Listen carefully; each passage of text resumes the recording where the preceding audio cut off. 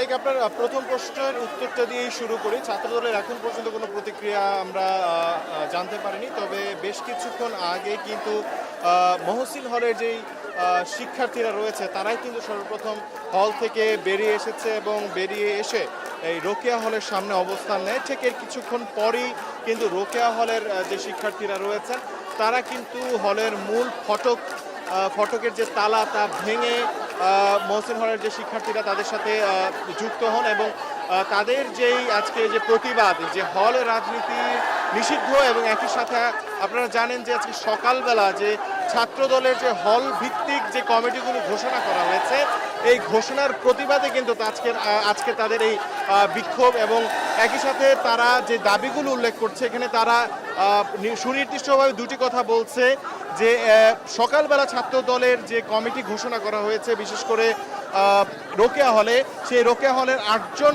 শিক্ষার্থী রয়েছে সেই কমিটিতে।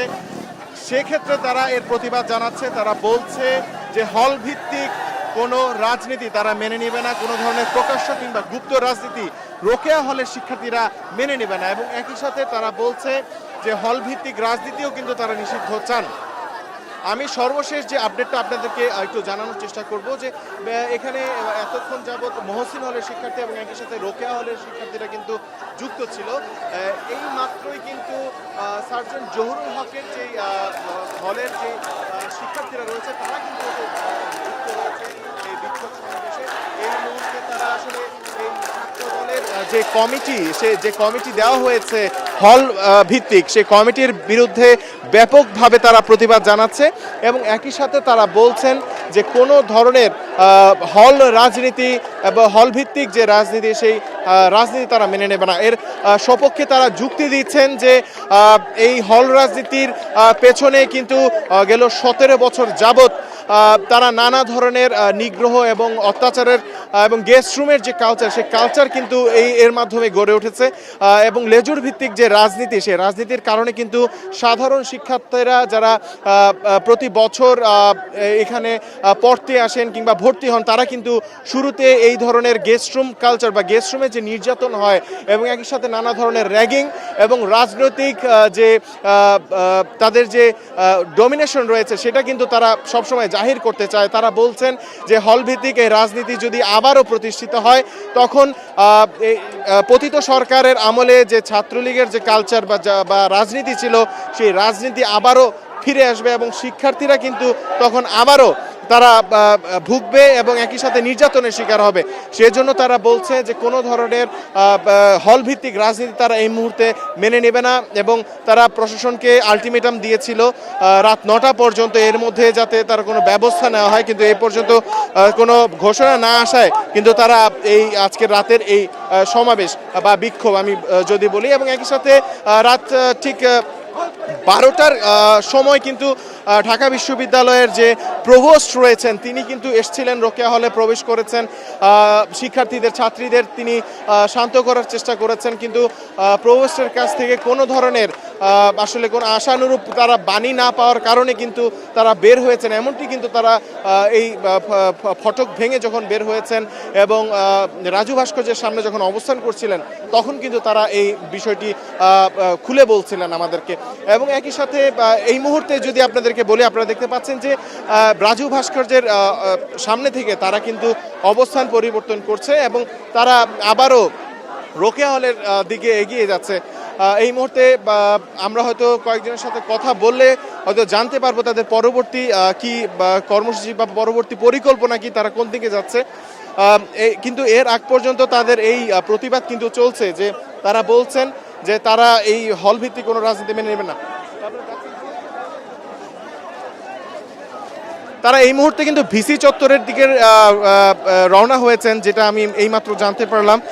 তারা রাজু ভাস্কর্যের এখানে কিছুক্ষণ অবস্থান করেছেন এবং সমাবেশ বিক্ষোভ প্রতিবাদ জানিয়েছেন, কিন্তু এই মুহূর্তে তাদের এই বিশাল যে জমায়েত রয়েছে সেই জমায়েত কিন্তু ভিসি চত্বরের দিকে অভিমুখী এই মুহূর্তে। এবং একই সাথে আমরা দেখতে পাচ্ছি যে বিভিন্ন হলেই কিন্তু আজ রাতের বেলাতেই বিভিন্ন হল ভিতরে অবস্থান করেই এই কমিটি ঘোষণার প্রতিবাদ জানিয়ে আসছিলেন। তবে ঠিক রাত 1টা নাগাদ কিন্তু এই বিস্ফোরণটা আমরা দেখতে পাই যে বিভিন্ন হল থেকে সবাই এসে রাজু ভাস্কর্যের দিকে জমায়েত হয়। এই মুহূর্তে আমরা যতটুকু দেখতে পাচ্ছি যে ঢাকা ভার্সিটির প্রায় 4 থেকে 5টি হলের শিক্ষার্থীরা কিন্তু এই বিক্ষোভ প্রতিবাদ মিছিলে কিন্তু তারা যুক্ত হয়েছে। এখানে নারী শিক্ষার্থীর পাশাপাশি কিন্তু ছাত্ররাও রয়েছে।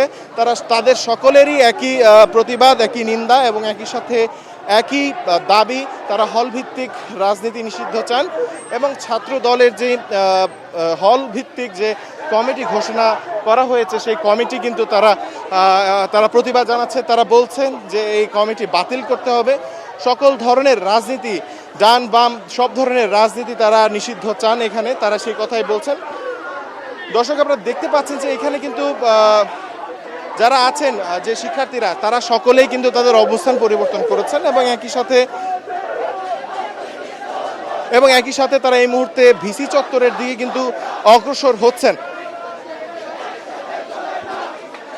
এবং তারা নানা স্লোগানের মাধ্যমে কিন্তু তারা বলার চেষ্টা করছেন যে পড়াশোনা কিংবা শিক্ষা এবং রাজনীতি একসাথে চলতে পারে না। তারা প্রতিবাদ জানিয়ে বলছেন যে পড়াশোনার একটি সুন্দর সুষ্ঠু পরিবেশ তারা চান এবং সেই সুষ্ঠু পরিবেশের যে শর্ত, সেই প্রধান শর্তই হচ্ছে হলভিত্তিক রাজনীতি নিষিদ্ধ করা। কারণ বিগত বছরগুলোতে যে হলভিত্তিক রাজনীতি কিংবা ছাত্র রাজনীতির যে ভূমিকা ছিল সেই ভূমিকা নিয়ে তারা প্রশ্ন তুলেছেন। তারা বলছেন যে এই রাজনীতি শিক্ষার্থীদের উপকারের চেয়ে লেজুর ভিত্তি যে রাজনীতি রয়েছে সেই রাজনীতিকেই উস্কে দেয় এবং একই সাথে প্রভাব বিস্তার থেকে শুরু করে নানা ধরনের অন্যায় কার্যক্রম, অত্যাচার, জুলুম সাধারণ শিক্ষার্থীদের ওপর কিন্তু নিয়ে আসে। সেই ক্ষেত্রেই তারা বলছেন যে এই হলভিত্তিক যে রাজনীতি রয়েছে সেই রাজনীতি তারা নিষিদ্ধ চান। সেক্ষেত্রে ছাত্রদল, ছাত্রলীগ কিংবা ছাত্র শিবির, বাকশাস কিংবা অন্য যে কোনো বাম দল, সব দলের রাজনীতি কিন্তু তারা এই নিষিদ্ধ চাচ্ছেন এবং একই সাথে এই ছাত্র দলের যে কমিটি ঘোষণা হয়েছে সেই কমিটির কিন্তু তারা প্রতিবাদ জানাচ্ছেন। আপনারা দেখতে পাচ্ছেন যে এই মিছিলের ঠিক সামনেই কিন্তু রোকেয়া হলের যে শিক্ষার্থীরা ছিলেন তারা কিন্তু অবস্থান করছেন। এই মিছিলটাকে তারাই কিন্তু ভিসি চত্বরের দিকে নিয়ে যাচ্ছেন এবং একই সাথে তারা নানা ধরনের স্লোগান কিন্তু দিচ্ছেন।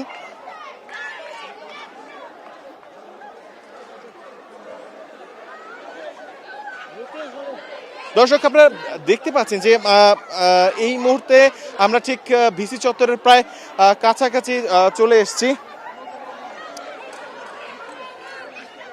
তারা বারবার নানা স্লোগানের মাধ্যমে কিন্তু বলার চেষ্টা করছেন, স্লোগানের মাধ্যমে কিন্তু বলার চেষ্টা করছেন যে তারা এই অপরাজনীতি, যে রাজনীতি শিক্ষার্থী সেই অপরাজনীতি কিন্তু তারা মেনে নিবে না। কারণ গেল 2024 সালের 5ই আগস্ট এই পতিত সরকারের যে দল, যে ছাত্র সংগঠনটি ছিল সেই সংগঠনটি কিন্তু টানা 17 বছর নানাভাবে প্রভাব বিস্তার থেকে শুরু করে গেস্টরুম কালচার থেকে শুরু করে নানা ধরনের অত্যাচার এবং শিক্ষার্থীদের উপর নানাভাবে অন্যায় করে আসছে এবং একই সাথে সাধারণ শিক্ষার্থীদের যে পড়াশোনার যে পরিবেশ সেটা কিন্তু তাদের নষ্ট করে আসছে বলে তারা জানাচ্ছে।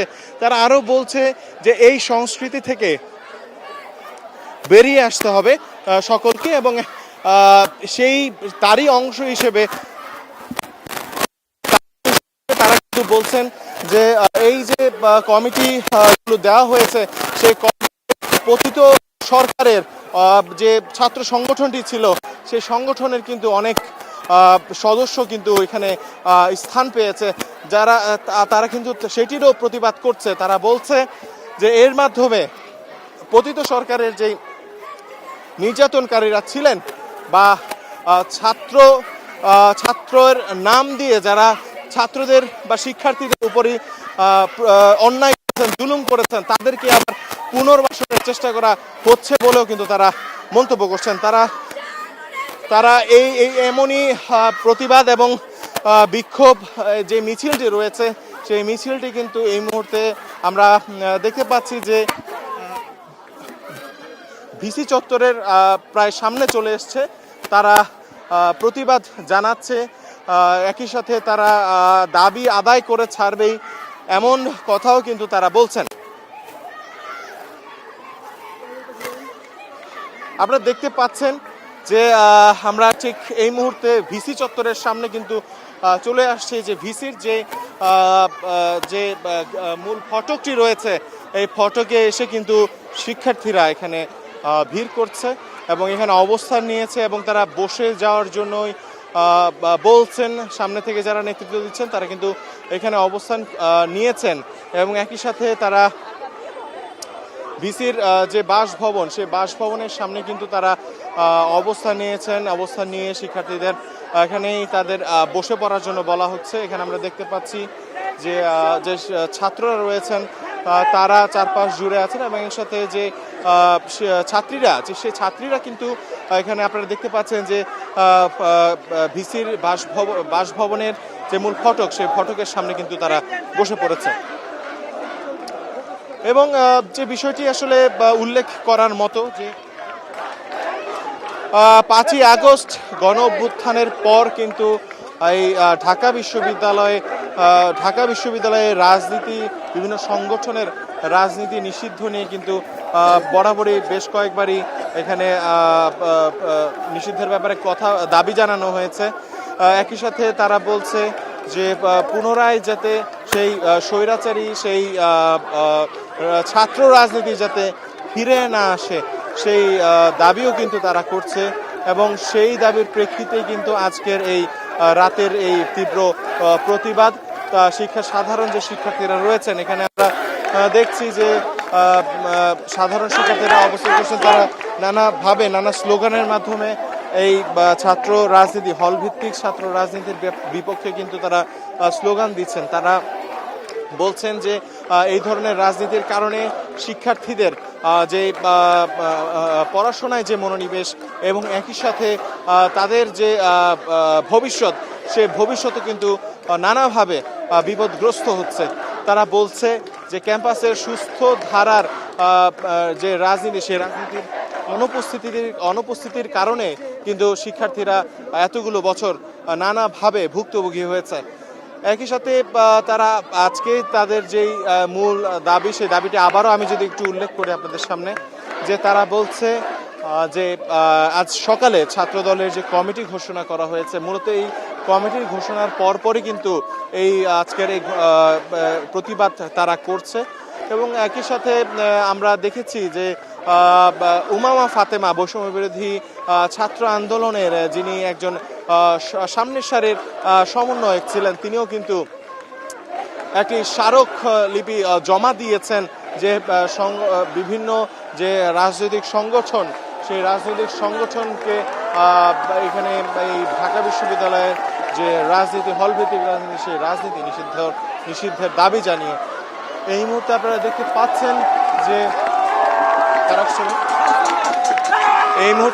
পাচ্ছেন যে শামসুন্নাহার হলের যে শিক্ষার্থীরা তারা কিন্তু এসে এই বিক্ষোভ সমাবেশে যুক্ত হয়েছেন। তারা এই মাত্রই কিন্তু এখানে এসেছেন এবং যুক্ত হয়েছেন। তারা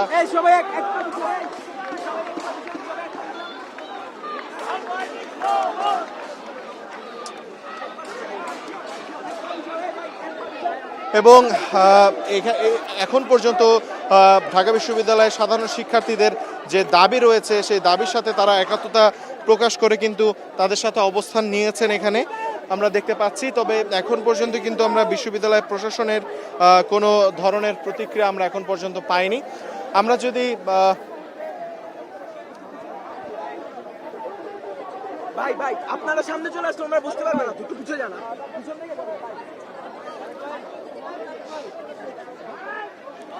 দর্শক আপনারা দেখতে পাচ্ছেন যে আমার ফোন কই দেন না তো, ফোন আপনার ফোন আমার থেকে ফোন দেয় না।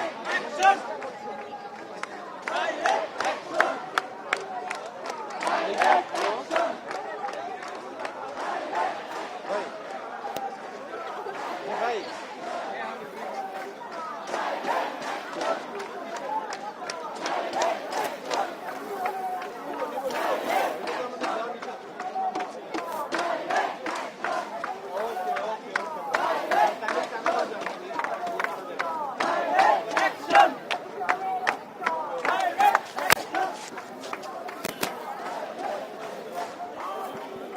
দর্শক, এই মুহূর্তে সর্বশেষ যে অবস্থা সেটা যদি একটু বলি, যে এই মুহূর্তে কিন্তু শামসুন্নাহার হলের যে শিক্ষার্থীরা রয়েছে তারা কিন্তু এসে এই বিক্ষুব্ধ যে শিক্ষার্থী তাদের সাথে যুক্ত হয়েছেন। তারা একই সাথে তাদের যে দাবি সেই দাবির সাথে একাত্মতা প্রকাশ করেছেন এবং এখানে অন্যান্য যে শিক্ষার্থী বা ছাত্রীরা রয়েছে তারা কিন্তু বা একটু যদি আমরা যে শিক্ষার্থীরা রয়েছে তাদের সাথে অন্যান্য যে শিক্ষার্থীরা রয়েছে তাদের সাথেই কিন্তু তারা এখানে অবস্থান করছে, তারা বসেছেন। আপনারা দেখতে পাচ্ছেন যে তারা এই প্রতিবাদ জানিয়ে নানা ধরনের স্লোগান কিন্তু তারা দিচ্ছে।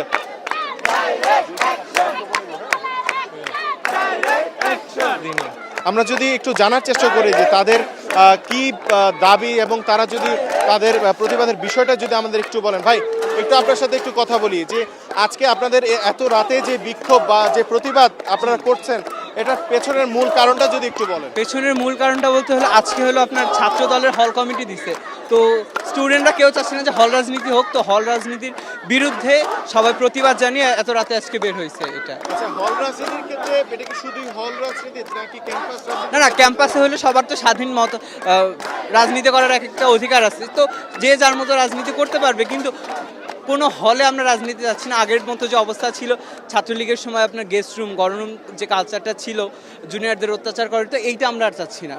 তো আজকে হলো আপনার ছাত্র দলের যে কমিটিটা দিছে সকালবেলা, তো এইটার প্রতিবাদেই মেইনলি আজকে সবাই এখন বের হয়েছে। অসংখ্য ধন্যবাদ আপনাকে। Thank you.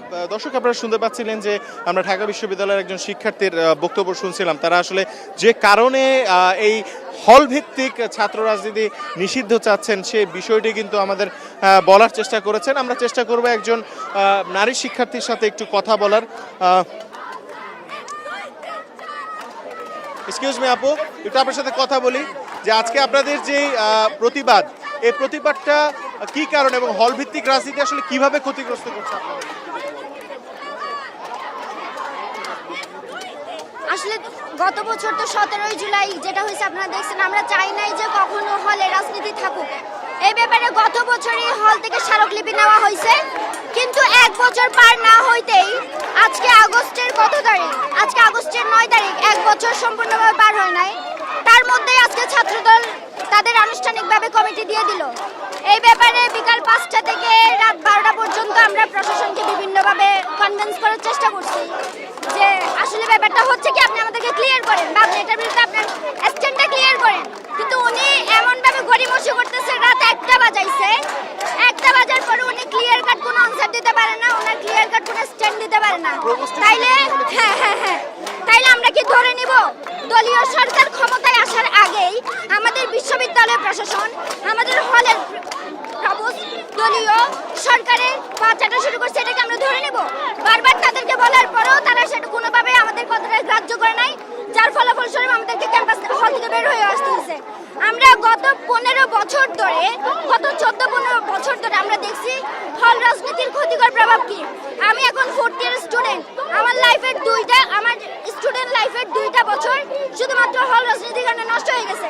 আমরা চাই না আমাদের জুনিয়ররা যারা আগামীতে ক্যাম্পাসে আসবে তারা এই প্রবলেম ফেস করুক, যার কারণে বলেন যে হল রাজনীতি আসলে শিক্ষার্থীদের কিভাবে ক্ষতিগ্রস্ত করছে একটু যদি বলেন। যখন হল রাজনীতি থাকে, যখন একটা রাজনৈতিক দলের কমিটি থাকে হলের মধ্যে, স্বাভাবিকভাবে তাদের জনবলের জন্য তারা হল কমিটিটা দেয়। এখন প্রথমত হল কমিটি হলে তাদের গণরুম আসে, গণরুম থাকে, তাদের গেস্ট রুম আসে। গেস্ট রুমের ক্ষতিকর প্রভাব সম্পর্কে যদি আমরা অ্যানালাইসিস করি তাহলে আমরা বিস্তর আমরা রিসার্চ করার মতো এখানে অনেক কিছু পেয়ে যাব। তারপর গেস্ট রুম যখন আসে, গেস্ট রুমের ফলাফলস্বরূপ স্টুডেন্টদের একাডেমিক রেজাল্ট, স্টুডেন্টদের মেন্টাল যে একটা টর্চার, অনেক প্রবলেম হয় যেগুলো আমি আপনি এখন এখানে বলে আলোচনা করতে পারবো না। যার ফলাফলস্বরূপ আমরা ঢাকা ইউনিভার্সিটির বিগত হাসিনার রেজিম আমরা দেখছি, যার ফলাফলস্বরূপ কি হয়েছে, আপনার ফাহাদ মারা গেছে, আমাদের ইউনিভার্সিটি এতগুলো স্টুডেন্ট অত্যাচারের শিকার হয়েছে, অনেকে হলে থাকতে পারে নাই, অনেকে অর্থনৈতিক সামর্থ্য না থাকার কারণে হলে না থেকে বাইরে থাকতে হয়েছে। সব কিছুর জন্যই এই হল রাজনীতি দায়ী। তাহলে আমরা কেন বিগত সরকার যাওয়ার পরেও এখনো দলীয় সরকার ক্ষমতায় আসে নাই, আমরা কেন ছাত্র রাজনীতি নিষিদ্ধ করতে পারতেছি না? আমাদের গার্ডস কোথায়? গার্ডস আমাদের মরে গেছে, সরকার এখনো ক্ষমতায় আসে নাই, তাহলে আমরা কি করলাম 1 বছর? তাহলে মানে এটা কি হইলো আমাদের সাথে? ধন্যবাদ আপু, একটু আপনার কাছে জানতে চাই না